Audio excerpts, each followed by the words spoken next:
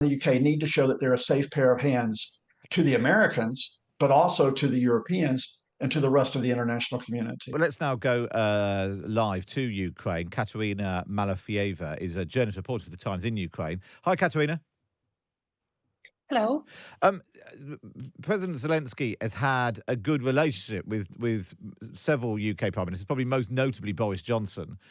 How does Ukraine feel about the Labour government, Keir Starmer? Will there be a change in that relationship?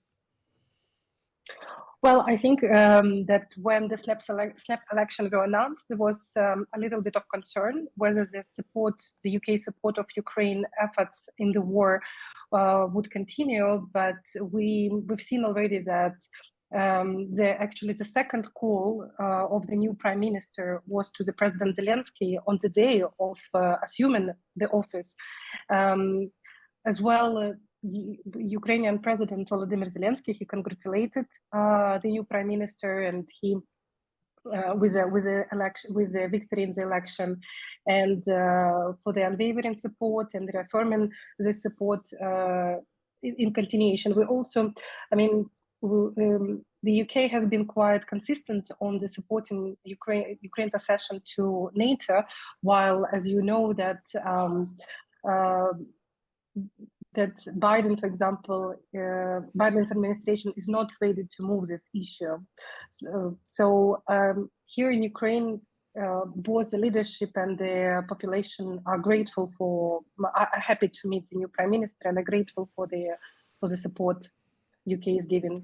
Yeah, obviously, John Healey, the Defence Secretary, was there, pretty much immediately over the weekend.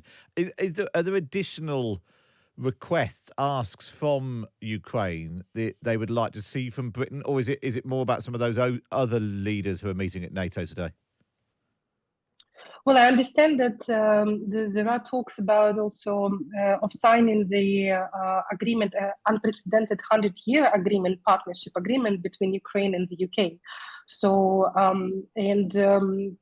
we know already that there were discussions about giving Ukraine the advanced weapons and training to Ukraine's pilot. It's already been given, but there are still discussions on having more.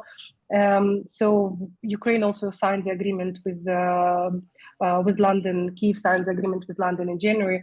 So Ukraine, what Ukraine requires from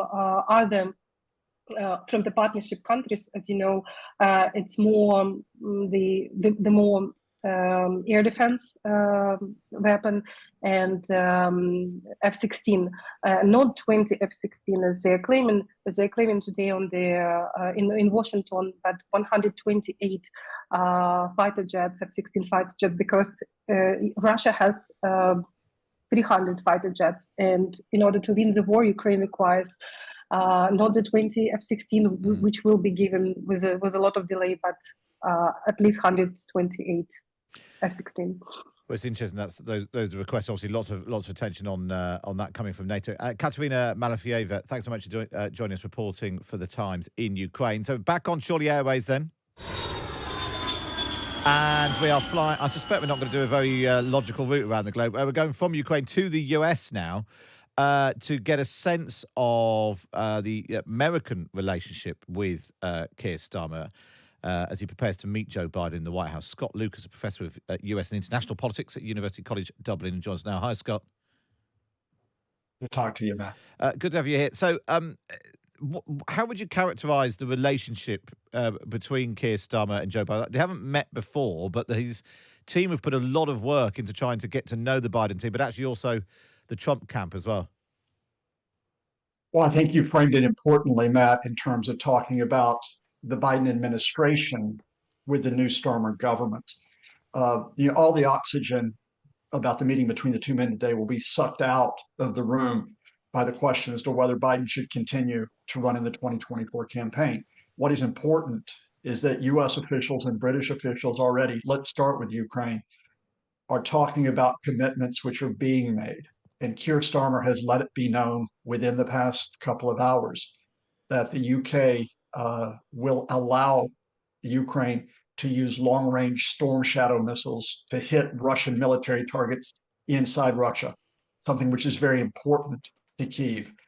You mentioned John Healey, being in Ukraine to reiterate that the UK is going to be working not only with the US, but with other partners to maintain that resistance to the Russian invasion, despite the Kremlin's propaganda and disinformation, including in the UK. And I think more widely, you're going to see US and UK officials being part of this initiative today, with Starmer making the announcement that they would like to see an increase in the UK defense budget to 2.5% of GDP, and that other NATO members should continue to meet and exceed the 2% target. And indeed, contrast that relationship between the US and the UK on the military front and the foreign policy front with that which would have been with Starmer's predecessor, Jeremy Corbyn, who not only has been very hesitant, even opposing military assistance to Ukraine, but actually has called for the ultimate dismantling of NATO. And I mean, it struck me this morning that I think under Keir Starmer's plans for the House of Lords, Joe Biden wouldn't even be allowed to sit in the House of Lords at his age, or certainly not for much longer. I think he's 81 or 82. They want to put the limit in at. Keir Starmer's quite old for, I think it's the oldest incoming prime minister since Callaghan in the 60s, sorry, 70s. So. They're not, but he's spring chicken compared to Joe Biden.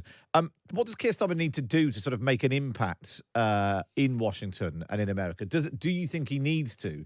I mean, I wonder who most Americans think is our current prime minister. Well, Keir Starmer's 61, the same age as me, so I'm going to be very careful here. But the important thing is that Starmer and indeed the new government shows competence and shows stability. And we could talk about that on a number of foreign policy issues. We could also talk about the need to get a line on the Middle East so that we can finally get a ceasefire between Israel and Palestine, a very troublesome issue, I think, for Starmer as well as for the Biden administration. We could talk about the need to get a line on the relationship with China. We could talk about the need to get a secure line on where the UK goes with the EU if there's not going to be a return to the EU during the Brexit years. And indeed, beyond that, what Starmer and the government need to show is stability about the UK domestic front. We've gone through a very tumultuous period here in terms of the UK effectively being economically stagnant, facing at times high inflation, then facing being close to recession. We are facing an ongoing shock, and we will face an ongoing shock because of the detachment from the EU. We're facing questions about border and security policy, in part have been raised because of Brexit. And Starmer and the UK need to show that they're a safe pair of hands to the Americans, but also to the Europeans and to the rest of the international community. Thanks for that, Scott. That's Scott Lucas with the perspective on Keir Starmer's relationship with America. Let's get back on the plane then. And following our conversation there about the Middle East, let's go to Israel. Gabrielle Weininger is there reporting for The Times. Gabrielle, clearly the question of Keir Starmer's position on Israel and Palestine, the pro-Gaza vote, clearly did play a big part in the British election result last week. How is he viewed there? Is he viewed as an honest broker when it comes to Britain, any role Britain can play in trying to strike a ceasefire? I think it's quite hard to separate the Israeli public and then the Jewish community in Britain. I think the Israeli public don't really know much about Starmer. What we've seen so far is that he has presented himself as quite a pragmatic figure. We saw his first phone call to Benjamin Netanyahu took place on the same day as his first phone call to Palestinian Authority President Mahmoud Abbas. He really towed the international kind of line on the ceasefire. He reiterated his condolences over the Hamas attack on October the 7th. He reiterated the need for a ceasefire. He reiterated the need to return the Israeli hostages and also to increase humanitarian aid to civilians in Gaza.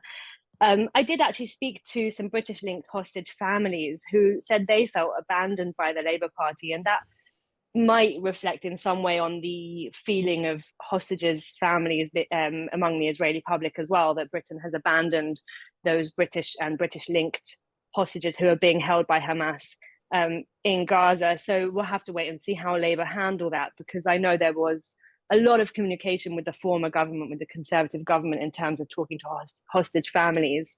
Then again, we see a little bit more support for Israel in a way, because he had a manifesto pledge to recognise Palestine.